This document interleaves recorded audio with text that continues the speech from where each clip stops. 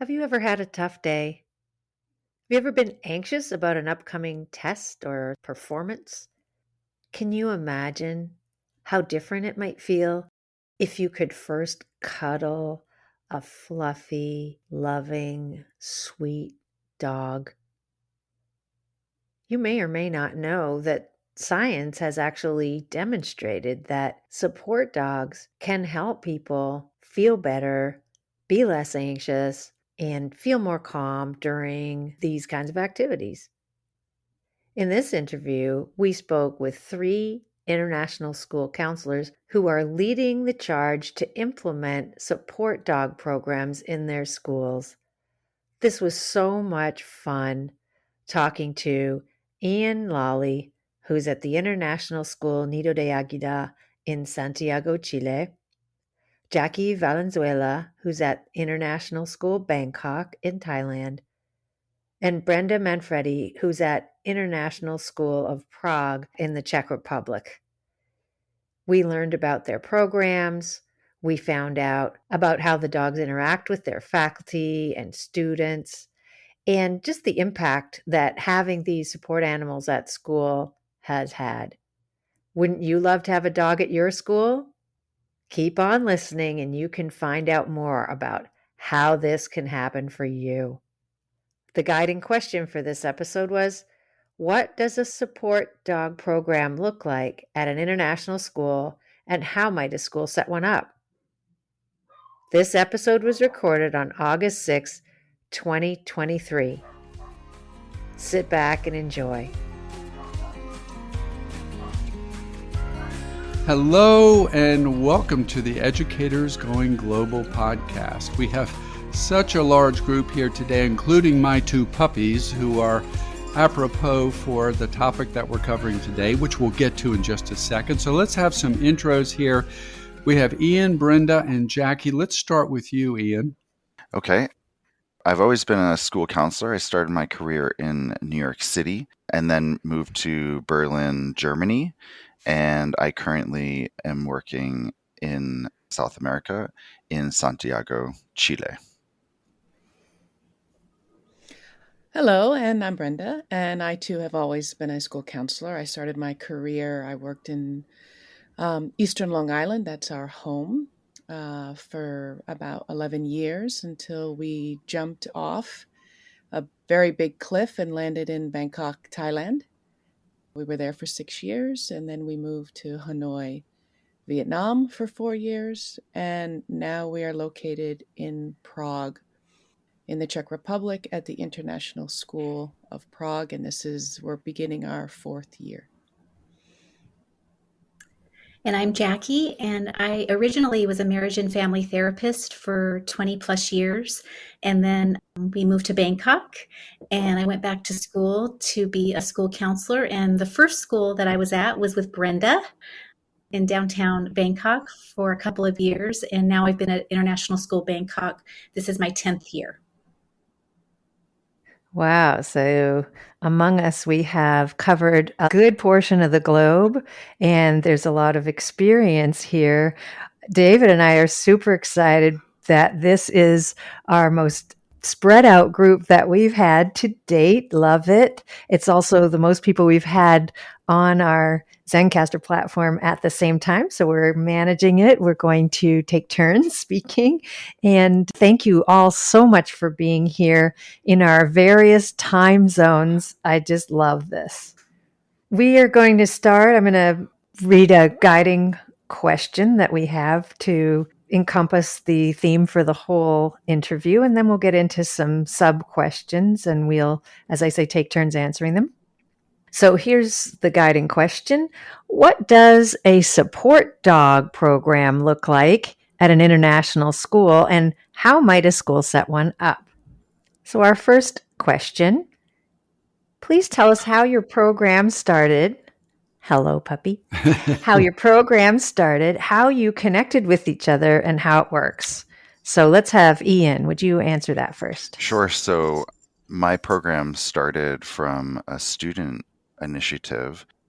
We had completed suicide at our school, tragically, and we brought dogs to the campus in order to help the students.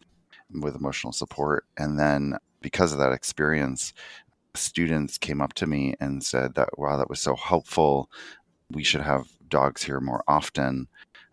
And that got me thinking about how to make a program that would support students, but also, as I dove deeper into the research, discovered that a lot of support programs don't involve faculty, staff, or teachers. So I also wanted it to be a support program for our teachers as well. And so that's sort of where my program came from, is really a student club that then became more and more of a counseling department need. And now we have 6 dogs working in our school and a club program to support it. And I met the other 2 counselors here. Brenda is a good friend of my colleague, Robert Kostreski, and he's the one that actually connected us and said, you have to see Brenda. She's doing an amazing dog program. And then I flew to Bangkok to visit one of my dear friends at ISB, and I was introduced to Jackie and just told her a little bit about myself and what I was doing and my passion project, having my Pause for Positivity club and program. And so that's how I had the pleasure of meeting Jackie as well. Yeah, so it's so nice to hear you say that, Ian. The program at ISP started actually before I even started working there, because my colleague Christine and I entered ISP in the summer of 2020 during the major COVID crisis globally. And we said to ourselves when we were chatting online how much we hoped we could add both of our dogs to the program even before it happened. Unfortunately, when we arrived to ISP, she came from Chicago and I came from Hanoi. It wasn't too long before ISP shut down for the year. So we really couldn't get anything together. But within that year, Christine, my colleague, she had developed a written proposal about bringing her dog, Sundae, the following year, because the work that we were doing remotely online, we noticed students falling into deep depression. We noticed a lot of anxiety. We had many of our faculty and staff feeling lonely, feeling lost. And we just thought, well, let's try and start this program. Now, fortunately, the Czech Republic holds dogs in high regard. Probably they adore dogs more than the people. So having a dog enter a school is sort of a no-brainer in that country, because dogs are welcome everywhere. They're welcome in malls, they're welcome in restaurants, they're welcome on public transportation. Dogs go on holidays with their families. So the entry into having Sundae start as a comfort dog was not an issue at all. There were no legalities. It was just sort of, okay, bring her to school. So Sundae worked the first year, the 21-22 school year, and we just saw lots of success. What I think the main contributor to the success of the program is that the kids, post-COVID, started to come more to the Student Life Center. It really does attract students. It attracts teachers to come talk to us about their students, about their lives. And then what we did in 22-23 is we just added Brodie to the team. And we do look at the dogs as members of our team. As a matter of fact, both dogs are on the cover of the upper school yearbook next to the principal. It's like the principal and the 2 dogs. Oh, So it really wasn't a formal rollout per se. I know many counselors around the globe are looking at the logistics and the legalities of bringing a comfort dog or animal to the school. But for us, there weren't very many roadblocks. So in essence, it was pretty organic. And now it's become a bit more structured, where the dogs can be booked by teachers. They're very popular in the elementary classrooms. Certain activities the dogs are invited to. And the nice thing about having more than one dog, and I'm sure Ian probably notices this as well, is that dogs have different personalities, and certain students prefer the personality of one dog over the other. So Sunday is much more shy and reserved, where Brodie he's a golden retriever. He's everybody's best friend. He likes to play. He likes to get a little wrestle with the kids. He can go outside. He loves to attend recess. He loves to go to sporting events. He has a jersey that he puts on to support ISP. So in essence, our program had been very organic, and now it's moved to a bit more structured program.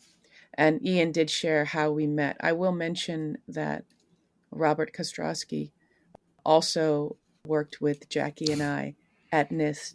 So it is a very small and wonderful world of counseling globally. So we all know Robert and love him dearly. Yeah, and at ISB, actually, I first heard about support dogs from Brenda. We were just having a conversation, and she told me what she was doing with Brodie, and I was like, oh, this sounds amazing.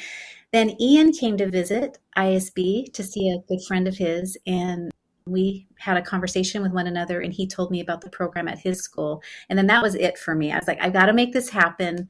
So I went to our deputy head of school, who I already knew was supportive. She has a retriever who she's had on campus and is in training that she keeps in her office there and is kind of in the administrative area, but we didn't have a program up and running for our students. So I approached her and asked if I could get something started. And she said, yes, but I do have a dog, but I have a street dog from Bangkok, and they're just not really trainable in a way that will work in a school just because of their temperament. And so that was the roadblock for me, that I, unlike Ian and Brenda, didn't have my own dog. So fortunately, we have a couple of dog trainers in our neighborhood, and they train all of our neighborhood dogs. Honestly, all of the families go to this couple, and they've trained loads of dogs. So we met with them, with the wife, and asked her if they had a dog available that they would be willing to bring on campus on a regular basis. And they said yes. So that started the second semester of this past school year, probably around March. Our rollout was a little bit more formal in that we sent letters out to the entire community, just letting them know about the benefits of having a dog program at our school, and just backed it up with research that was available, just talking about the benefits and the many ways that dogs could bring positivity into their kids' lives. We also did presentation for the faculty, a slideshow, going over very similar stuff that we sent to parents, just to give them that information before there were dogs on our campus all of a sudden. And then we also sent letters out to all of the students, letting them know that we were going to be rolling out this program.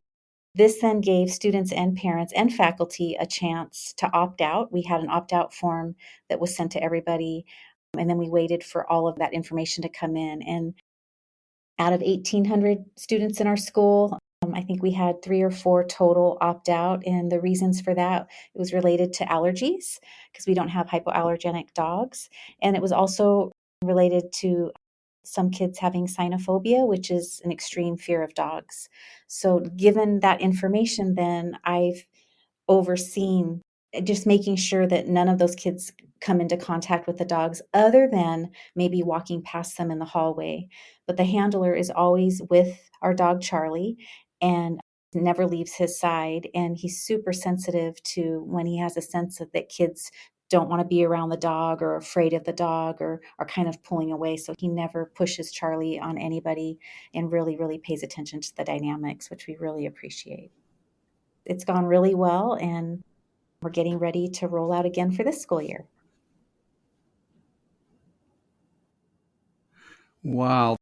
All your stories, I think, are going to be so valuable. And as we go further in our chat today, we keep painting this picture further and further for other international schools to follow in your footsteps. So I'm going to hold off on asking more procedural questions. We'll get to that in just a little bit. So I'm kind of curious about the origin stories and what your original goal was, and perhaps as the programs have developed, if the goals have changed, if you've seen new opportunities, like that really caught my eye, that having the dogs in the student wellness center, the student counseling center, opened the door even more. More students were coming to the office and seeking out conversation, seeking out support. So that's just a value added that really comes to mind. So let's go with, what was your goal? Has it changed over time? And let's do the order of Brenda, Jackie, and then Ian. So Brenda, what's your response to that? Well, I think my initial goal was to get some help. It is a demanding, ever-changing world of student mental health. And we are taught, we have our box of tricks that we pull out as counselors on a daily basis with our students, but working in particular in an upper school, in a high school setting, I found that many students feel that they need to handle things sort of on their own. They're growing, they're maturing. And what I was hoping the dogs would do is to get them back to us, especially after COVID. Because what we did see is we saw many strengths gained in our students during COVID as far as independence and within their learning, with them being able to troubleshoot on their own. But really what we did see is students not being able to connect with one another in what we would say would be a developmentally appropriate way. And being new to the school and not having made connections with the students, we were meeting our students for the first time through Zoom meetings. We felt as though maybe the dogs would bring the students to us, and it 100% worked. So that really was the goal. And I didn't necessarily plan for all the other goodness to come from it, which is in many ways the dogs are the most popular faculty members in the entire school. Every single kid knows who these dogs are. We have roughly 1,000 students at ISP, and I'm just overwhelmed.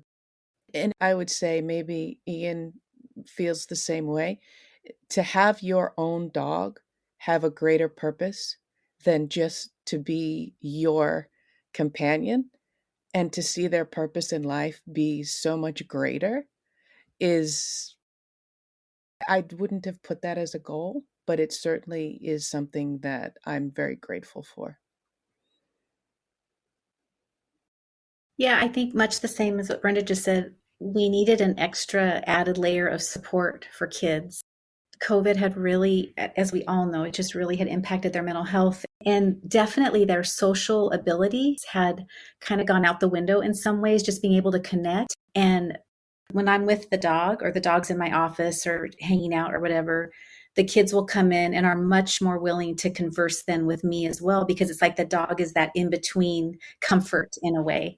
So I think that's the main thing, is that they've added a sense of safety for the kids, and then that extra layer of support. And I mean, we've had students who've had panic attacks, and just being able to come into the office and sit with the dog. We have a quiet space in our office where kids can kind of be alone and even shut the door if they want to with the dog, just to calm down. And they come out a different person, 20 minutes later, just having a chance to pet the dog and just to be with the dog and to be loved unconditionally. That's the big thing. And not judged, and just to feel safe. So again, like Brenda said, it's just that extra added layer of support. And by far, Charlie is the most popular being on our campus. No question. That was awesome. Okay, so my goal was originally very similar to what everyone said.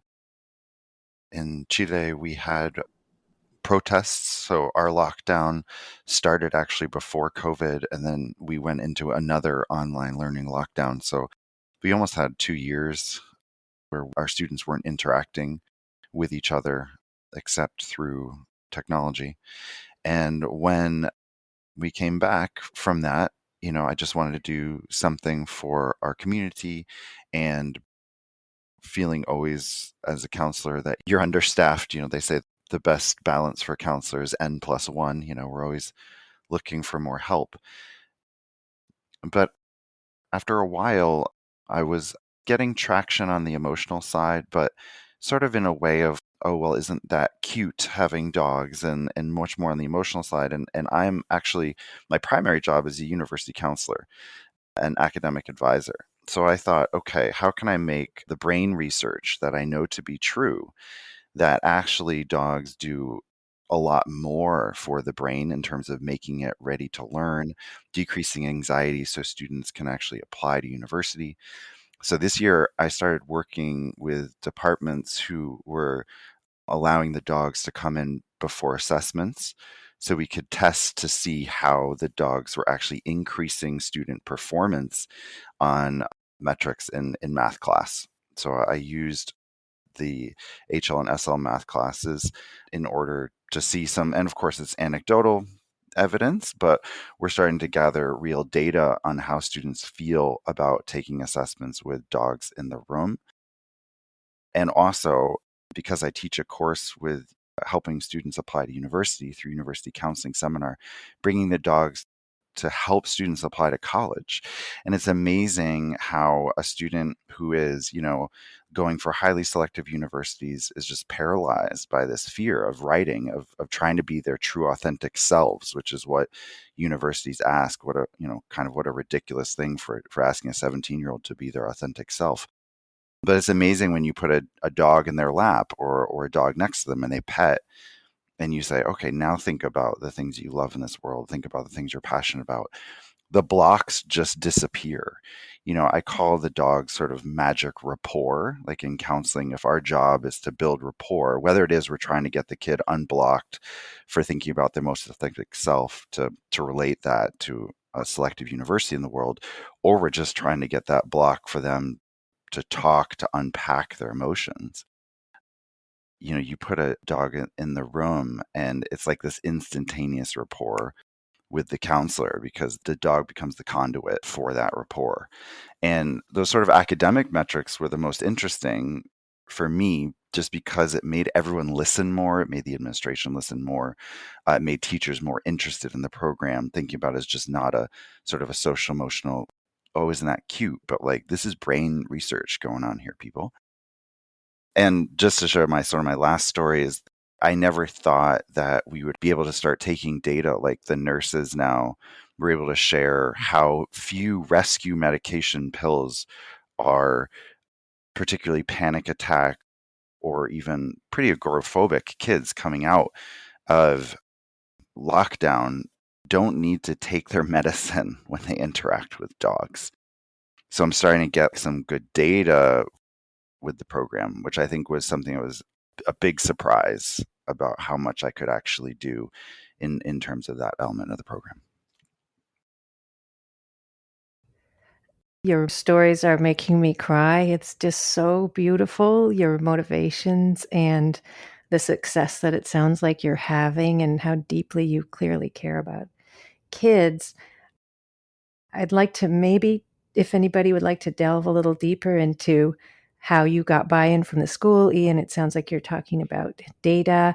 It certainly sounds like everybody has buy-in now after the fact. I'm just wondering if there were any perhaps challenges with getting buy-in from admin, parents, fellow teachers. Probably not students, but hey, who knows? So maybe, Ian, you can start by answering that one if you have more to say. Yeah, sure. Well, I'm lucky in that Nito is definitely a go ahead and do the idea as a pilot, and we'll see how the policy works out later. So that was a huge advantage to me. And also, my home culture is much similar to Brenda. Chile is very dog friendly. You can bring your dog to restaurants. And also, every time we have a student who interacts with a dog, we ask them the same question: are you okay with dogs? And their inevitable answer 9 times out of 10 is, oh yeah, I have 4 of them. So also having like multiple dogs and pets in Chile is very like the idea. Everyone has pets, everyone has dogs, so it's highly unusual that people are sort of against animals, or the idea of them not being in the school. But we did have a lot of resistance in our elementary school just around safety and the concern of safety, and also our dogs training. So my goal this year is to make sure that the majority of the dogs that come to campus are actually trained as psychiatric support animals. And that level of training, we're asking the school to support that level of training for the majority of our dogs. Now, it's a training course and it's online, and not all of them will likely pass. So, we're going to have a variety of certification, I think, probably both support animals and psychiatric support animals. But trying to get a formality, I think, was just to get a board policy around our program to make sure that it can be. Right now, our goal is to make it first grade through 12th grade. There's some laws in Chile that really support that, but before the age of 5, there's some medical concerns that you have to have higher level dog training for. So we're not going for that. But those are really our biggest roadblocks, I would say, were one, just about the training and the safety, and really educating people in our administration, but also on staff. And then also there was a large concern about allergens, which we just took out by saying our dogs have to be either hypoallergenic or low shed short hairs. And then basically the third one that I'm still kind of running up against in terms of roadblocks is just making sure that the more dogs we have, that they don't become sort of a distraction, a menagerie. I think that's a little bit now of the issue. But the other day I had a family in who is very combative and just very angry with the school. And as you know, counselors are usually the lightning rod for that. So this family came in and I said, "Are you okay with dogs?" And they told me, "We have 4," typical response. And I gave dad our little holding, salchicho. We have a little dachshund, gave him that. I had the kid petting Luna, and the mom had our little terrier. And I just sat with them and said, "Okay, how are we feeling? How can I help? I understand that, you're struggling." And the dad was just sort of petting the dog, and his face just relaxed and the anger went out. And he goes, "It's okay. I think we're okay. I think we're gonna stay at Nido. I think the academic plan here for my son is okay." I mean, it was just I just saw it turn around, and I was like, "Okay, have a nice day. Thank you so much for coming in." So there you go. That's amazing. Thank you, Ian. I love that story. That really, really paints a picture for our audience of some of the many benefits here. Jackie, how about you go next? Our deputy head of school has a dog that is actually trained, and she brings her dog to school and had been bringing her dog to school. So the dog had been up in our administrative offices. So she was already on board and really wanting for this program to take off. When I went to her, it wasn't really even having to ask. It was, let's go. Let's move forward with this. So with her support, things moved very, very quickly, and I'm very grateful for that.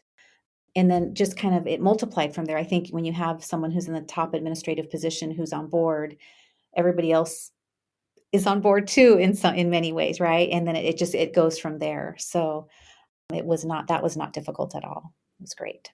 Our initial goal of the program was to bring dogs on campus to better support our students' social emotional well-being.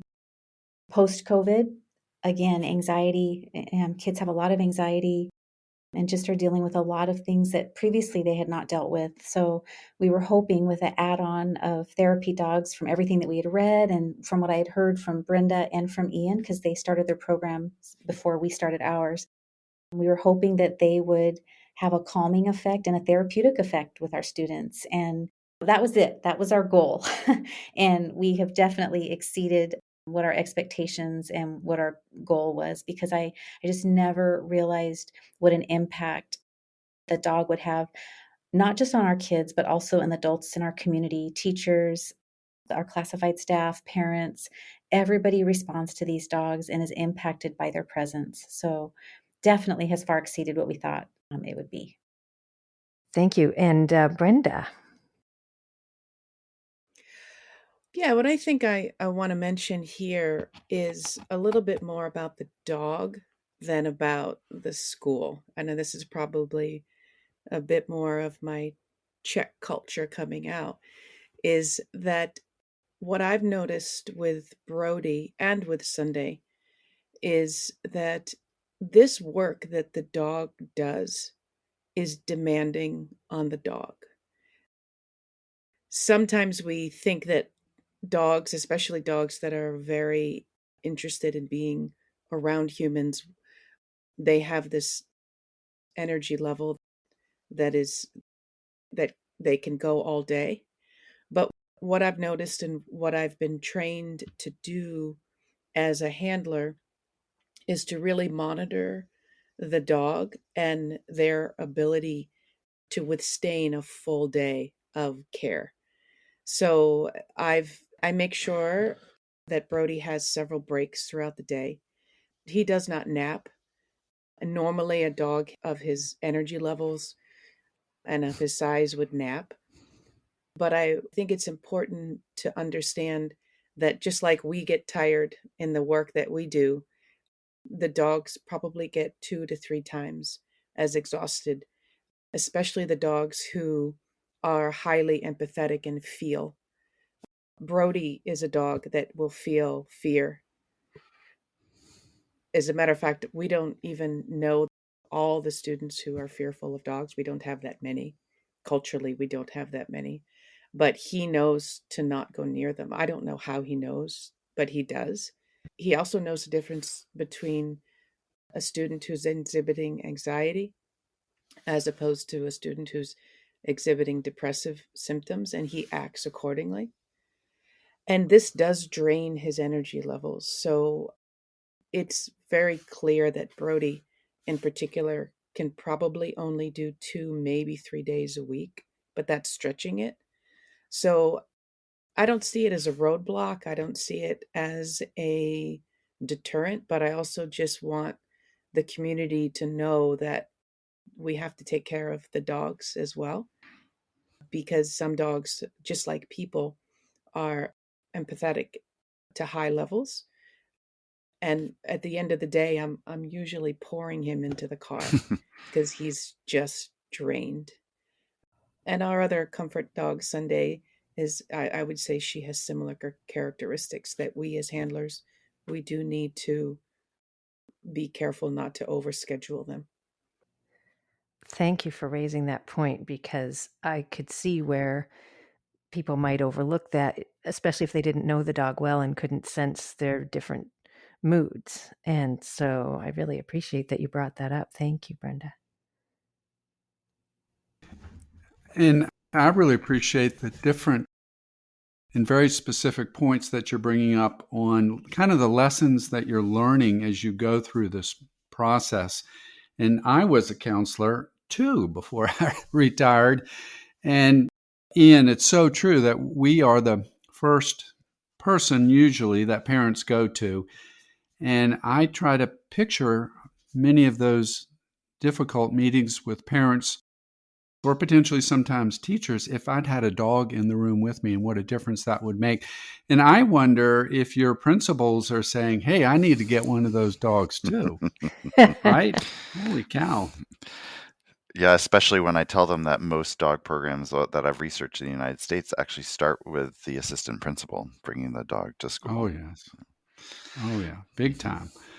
All right. Well, let's move on to another question. It's dealing with a community response. You've all covered it to some extent, but I'm going to ask it anyway. What was the community response maybe initially, and then as the program gets going, if you want to add a little bit more depth? So I'm also curious about how maybe during the year when new parents are coming in, I don't know each of your schools, how much you have new parents coming in during the year, but then at the start of the school year, how do you get the word out for new parents? This is our program going forward, and here's just how it works. So, Jackie, why don't we start with you? The community response has been overwhelmingly supportive. Again, we have a few students who are afraid of dogs or allergic, and their parents let us know, but they didn't let us know in a way where we don't want the dogs at school. They never said that. They didn't push back and say, because my child's afraid of dogs or allergic, you shouldn't have dogs at school. They just wanted to inform us and wanted us to be responsible around that and be respectful of what they had asked of us, which has been fine, and we've been able to do that. So again, it's just been overwhelmingly positive. Parents have come up to us and told us how much these dogs mean to their kids and what a positive impact they have on their day. We've just started school again, and this weekend we have a community day. There's a pancake breakfast and we have a bazaar, and then there are also different presentations going on, and one of the presentation will be on our Panther Pups program. And so there'll be an audience and it'll be our community, and we'll be talking about the program with parents and with students. A lot of people who come to this initial kind of get together for our community are new families.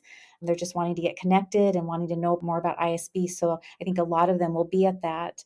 But then the other way that we'll connect them with the program will be, we have another letter going out this week to the whole community, another opt-out letter going to the community, another letter going to all of the students. So the same thing we did last year, we'll repeat that again this year, especially for our new folks at school. Thank you for raising the point about some people being afraid of dogs. I've noticed that in some countries it's certainly more prevalent and definitely a concern. Thank you. And Brenda. So I think we do it a bit less formally. We do have a weekly bulletin update that is managed by our advancement team. Our advancement team and our admissions team actually utilize the dogs quite a bit in their marketing of the school. The days in which both Brodie and Sundae are at the school, our admissions director will, one of the main stops on their campus tour is to see one of the dogs. She will bring every single family to see the dogs. And that is a nice marketing strategy, but it also is a nice way for new prospective families to understand that the dogs are part of the counseling team and would be available for their students if they would like that. And we always find that to be a nice, welcoming opportunity for new families to choose ISP for their children. But we don't have, like Jackie was saying, we don't have a formal letter that goes out. It's publicized more on a weekly basis with our weekly bulletin from our advancement team. For our school, I think it's really similar to Brenda. The school is eager actually to market NITO as having this program. So we've been, on the Instagram NITO Spotlight. When new families are given tours of the school, they bring them to the office to show them the dogs as part of the positive selling point of NITO. And we do have a opt-out form per classes, so that if a dog will visit a classroom for either a social emotional lesson, we do have a lesson specifically about how dogs will help your brain learn. And we have our 11th and 12th graders of part of our club go and teach the lesson to elementary school, middle school, and high school students. So whenever we do that, we will send an opt-out form. Whenever I bring the dogs to university counseling class to help the kids apply to college. But we have a law in Chile that was enacted during COVID, actually, that says that anyone who brings a dog to school with the intent to help children is not liable. So this law has really covered us to not need to give out a blanket opt-out form for what we call incidental interaction with our support dogs. So that means that anyone who comes into the counseling office, we always ask them, are you okay with dogs? And we have a sign that says, dogs are here. But because of the Chilean liability law that protects helpers and helper animals, we don't have as much liability concern as maybe other countries would have. And then also we have a student club. And the student club works to get students to sign an individual waiver. So we have many, many students in our school who have individual waivers. And this is our greater community that can come and check a dog out and take it for a walk. So the parent has signed off on the fact that they have a sufficient experience with dogs in order to take our dogs for walks. And one of the elements of our program that I really push as well, that if you check out a dog, you're responsible for picking up its poop, which of course builds a lot of character for my students. And also for my presidents and vice presidents, they love to go out with new students and tell them that, yep, you signed the waiver, you got to clean them up after the animal. So those are just some elements of our program. So I'm picking up here a wonderful selling point for anyone who was considering adding this program beyond the whole social emotional support piece. Get them on the website, get them in the marketing video and so on. I love that. And it's fantastic that the tour of campus now includes, hey, by the way, we have these dogs here. I mean, what a fabulous way to pump the program. Thank you all for describing that. So I'm wondering, it's not just, oh, let's bring the dog to school. Certainly there's a lot of logistical pieces behind it all.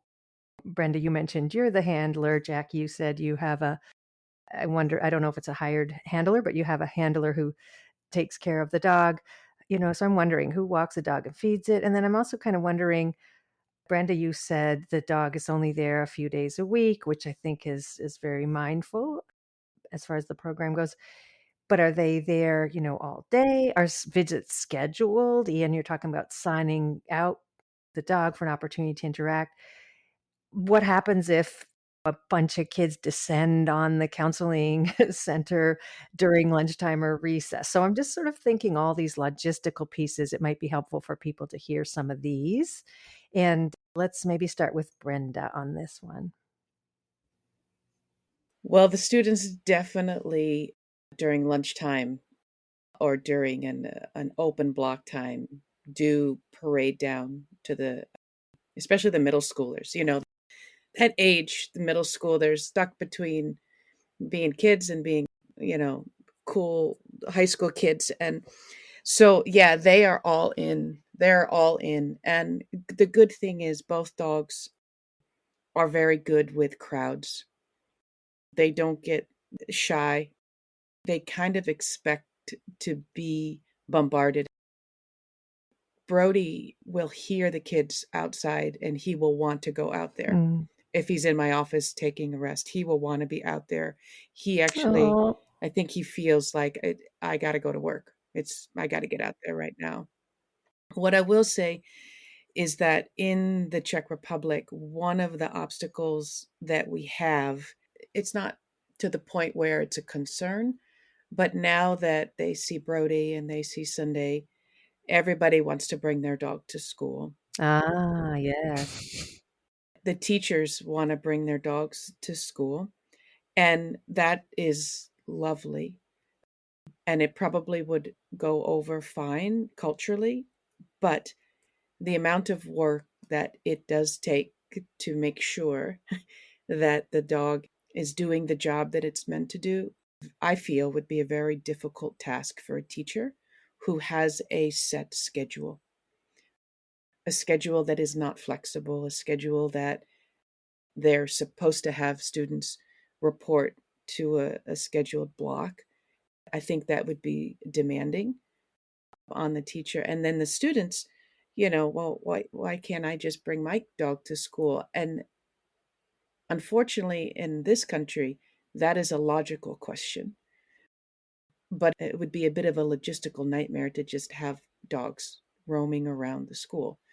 So we do have to kind of pull back from that and say there was a process. I've actually said to kids, you'll have to go talk to the director of operations who actually signed off to say that we could bring the dogs to school because it is a no dog campus. There is a sign outside that actually says no dogs. So you can't freely just bring your dog into campus. But as far as the scheduling that you mentioned, Audrey, all the teachers and all the counselors in particular know that at any time they can come and get the dog. I would only say no if I noticed that Brodie or Sundae were in a rest mode. I would say, well, I'll bring them by in about 15 minutes. But other than that, they are pretty much open to go anywhere at any time. Yeah, I'm just imagining. I know in several schools where I've been, there are cats that just kind of live on campus. I can just picture, not that these dogs would necessarily be the type to chase cats, but it could really get out of control pretty quickly. Yeah. So the logistics of the program. Charlie comes to school. This year, he'll be coming to school 5 days a week for half a day each day. So he'll probably be here in the mornings. And we are going to have to share him with the middle and elementary school. So I've put together a calendar. And those of us who are kind of overseeing each division with the dog program will go ahead and put in times each week that we'd like to have Charlie in our division. That'll be new this year, right? Because we didn't share him. The high school didn't share him with anybody last year. So this will be something new that we're going to have to work through if anything comes up, any obstacles come up. But as far as who takes Charlie to the restroom, who gives him water, his handler does. We have water here and we have a bowl here for him. We have a place for him to rest if he wants to. So he oversees that. He makes sure that he takes him out to go to the restroom, kind of halfway through their time here, make sure that he has water because it's very hot where we are all the time. And then if Charlie needs to rest, he just lays on the floor in the counseling center. And kids come in constantly. We have way more students in our office than we ever did, and it's really great. Sometimes we have 20 or 30 kids in here just wanting to get to Charlie and to pet him, and it's not been a problem. Nobody's annoyed. Nobody wants the kids to go away. We want them here, and if it takes a dog to get them to hang out here, then we're thrilled. Myself and my colleague who started the program with our two dogs, Robert and I, both have hypoallergenic dogs. So we started off by saying the dog has to be hypoallergenic. By saying that, it also eliminated anyone bringing their dog to school that wasn't. Simple but brilliant. It was really easy for me to say, sorry, you don't have that. But then we started having hypoallergenic dogs and people had them. So then I really wanted to design a job description. So I developed a dog description of the job where the personality, the breed type was all quite specific so that a dog would have to go through an evaluation process. And also because a lot of the research says that the best psychiatric support dogs or support dogs in general actually are part of a family. So that's where I also wanted them to have an owner. One of the things that we're trying to do right now is actually all the dogs that currently work at NIDO, we have 6 of them, are all linked to international teachers. So our club this year, my vice president and presidents who are 12th graders are trying to leave a legacy. That's a big thing for university, is leaving a legacy. So this year, they're going to work with a local partner to try and have Chilean families sponsor dogs, and we train them as psychiatric support animals. And those teachers won't leave Chile. They'll stay here for their whole career so that the program can continue even if I leave or another colleague leaves, because right now they're all attached to international teachers.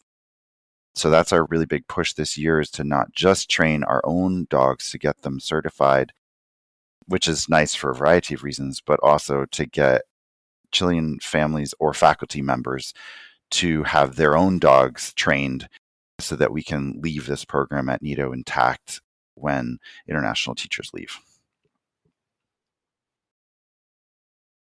That's a fantastic idea. That's something that does happen. A teacher comes in, they have an initiative, and then they leave and the initiative dies with their departure. So well thought out. Definitely. Thank you for opening the door to that possibility and to get people thinking about how do you handle if you've got staff bringing their own animals on campus. And like everything we do in schools, safety comes first, and we need to make sure that we're putting the right procedures in place to see if that can happen. And you got to obviously have that community buy-in, but that's kind of a very interesting option if that could happen in some schools in a very supervised way. All right, so Each of you has shared some of the benefits of your programs. I'm wondering if we can just take a minute where you can share really kind of that main, very expected benefit that's come through, but also an unexpected benefit that's just been an extra opportunity for your community. Let's start with Brenda, and then we'll go to Ian, and then Jackie. Well, I certainly didn't ever expect to be coaching with a dog before. And I coached the girls' softball team, and it just happened to be that one of the days of practice, Brodie was already at school. And instead of bringing him home and then coming back for practice, I basically just hired him as my assistant coach. Now, a golden retriever on a softball field is a challenge. Uh, However, once the novelty of all the balls being thrown wore off, he actually did a lot for a young varsity team of girls. He wasn't the mascot because we're the Falcons and he's a dog. So he wasn't the mascot. He was actually somebody who the girls would seek out if they struck out or if they were having a bad game or day. Brodie was there for them. So I think I didn't expect to ever coach with a dog. He chose the awards at the end of the school year at the awards banquet. Every girl was given a dog breed award. So we gave out the Dachshund Award. He gave out the Boxer Award.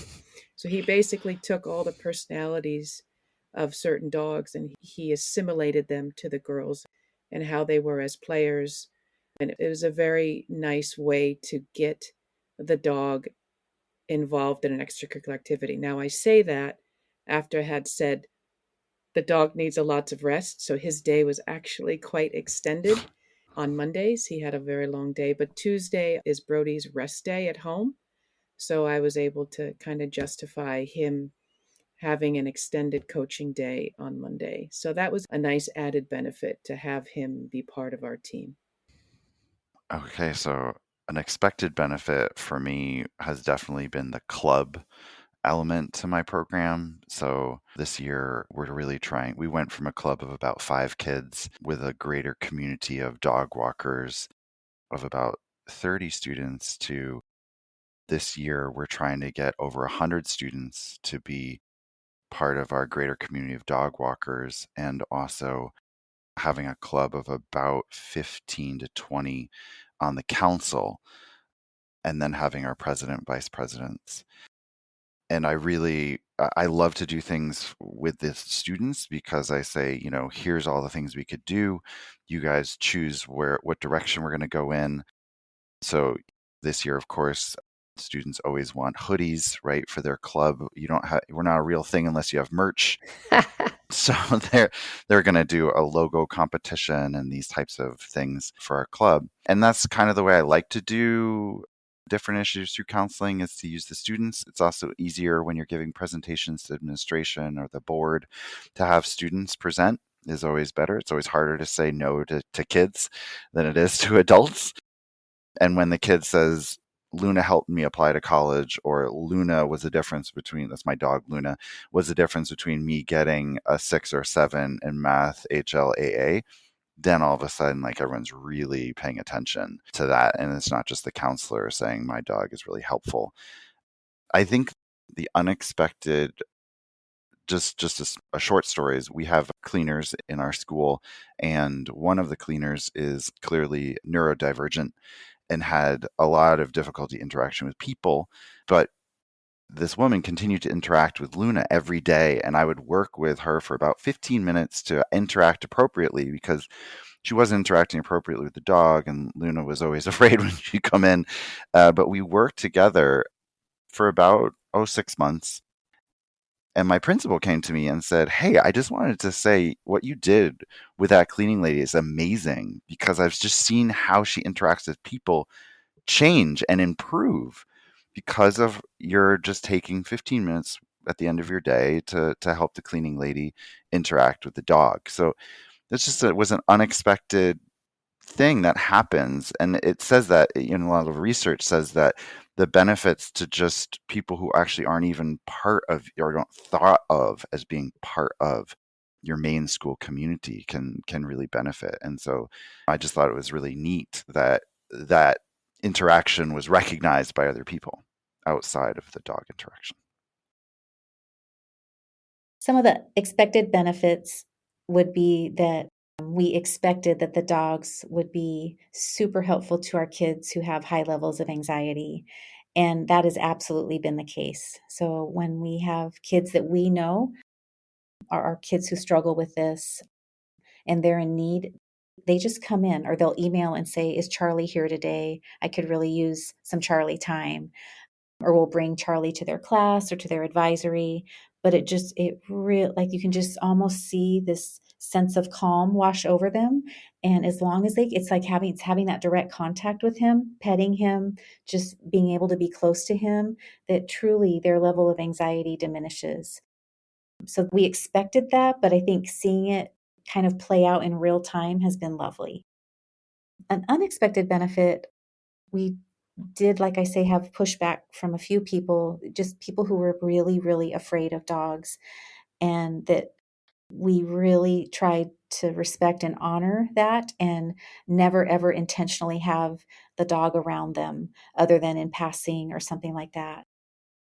I think because of the way we dealt with that and that we were respectful, one of the people who was most not in support of us having this program has actually come to me and said, "I really appreciate that you've been respectful of where I'm coming from, and I see you working hard to, let me know when Charlie's going to be around so that I don't unexpectedly kind of walk in when he's going to be there." And that has really helped me a lot, and it's getting better. And I think that's all I can expect from someone who truly has a true fear of dogs. But I'm hoping that this year, with the continued exposure to Charlie and other dogs that we have here, that it will even continue to change more for this person, and that maybe at some point they're going to feel comfortable even petting him. We'll see.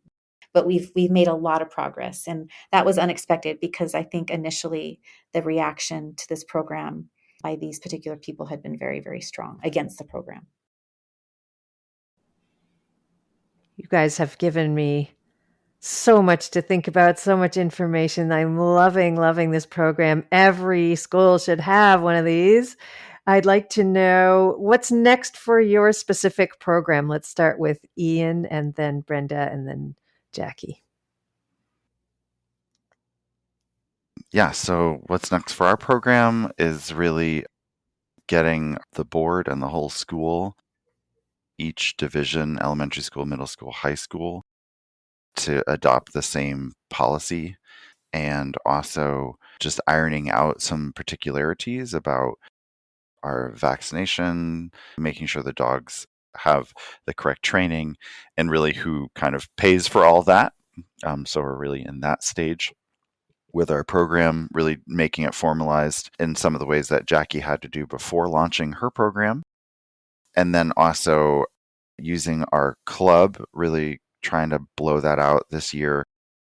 I'm trying to make it not only a club for students who just want to hang out with dogs or learn about, lower level animal behavior, but really trying to make it as well at the top end, a mentorship or really even internship for highly selective universities across the world for students who want to get involved in things like neurology or nursing, animal science, vet sciences, so that they can go a little bit deeper with that. And doing field trips this year, I hope to do 2 field trips, one to a pediatric dentistry clinic for people in poverty in Santiago, particularly little children, that uses dogs, and having my students experience that, and also going to a shelter for abused children who've been removed from their home, and they use support dogs in that program. So having my students, get out of the Nido bubble, as we call it, and experience some real life Santiago and how dogs are used in other places, particularly with people who have less privilege. Wonderful. Big, big plans at Nido. What about at ISP, Brenda? Yeah, I think, Ian, you have inspired me, my friend, because what has really started out at ISP as an extension arm of our own counseling practice by having the dogs at our side, we absolutely should be doing a student group. My thought as I sit here and listen to the ideas that Ian has shared and what Jackie has when she has branched out to her community, which I know well out there in Nichita, is that we started a peer mentorship program where we had our IB psychology students want to put into practice a lot of the theoretical work they were doing in class. So we started peer mentorship last year with a group of students. And I think I would like to connect the dogs with that program and branch from a bit more of an umbrella support and having students work with the what I find is the gift that the dogs bring, and then forming a student group in which that group can utilize the dogs, not just the counselors utilizing the dogs. So I think that's going to be our initiative this year. And I think it would be possible to add a few more dogs to the community. I don't logistically know how to work that because up to this point, ISP has been only the handler, has been the counselor.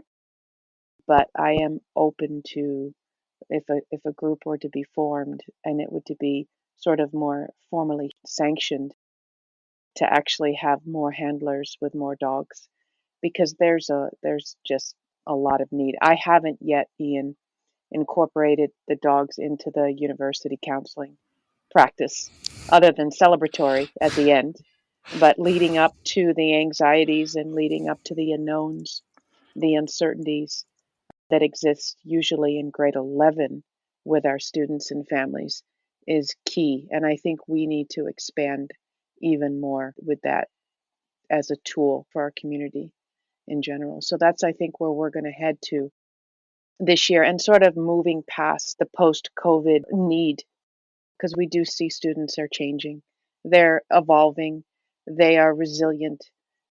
And at least at ISP in the 22-23 school year, we did see this idea of return to normalcy for many of our students and faculty. So I'll call it, ISP Support Dogs 2.0. I love it. That's fantastic. Thank you. Yeah, so at ISB, the next step will be to have Charlie in all three divisions. So again, he was just with the high school last year, but beginning next week, actually, he will visit the high school, middle school, and elementary school on a regular basis. He'll be at school 5 days a week. And we're just working out a schedule right now amongst the three divisions, so that can happen right away. As well, we are working on gathering funding from our PTA, actually, so that we can train other dogs to be a part of the program. In order for dogs to be on our campus, they would have to have formal training as a therapy dog. And again, we have trainers in our community. So that is the next step. We've had some teachers come forward and some faculty, just staff in general, who've come forward who would like their dogs to be a part of the program. So that's our next step, training. Thank you so much, everybody. I'm wondering if you have any final words or other topics that we didn't cover that you'd like to get into. Let's start with Brenda.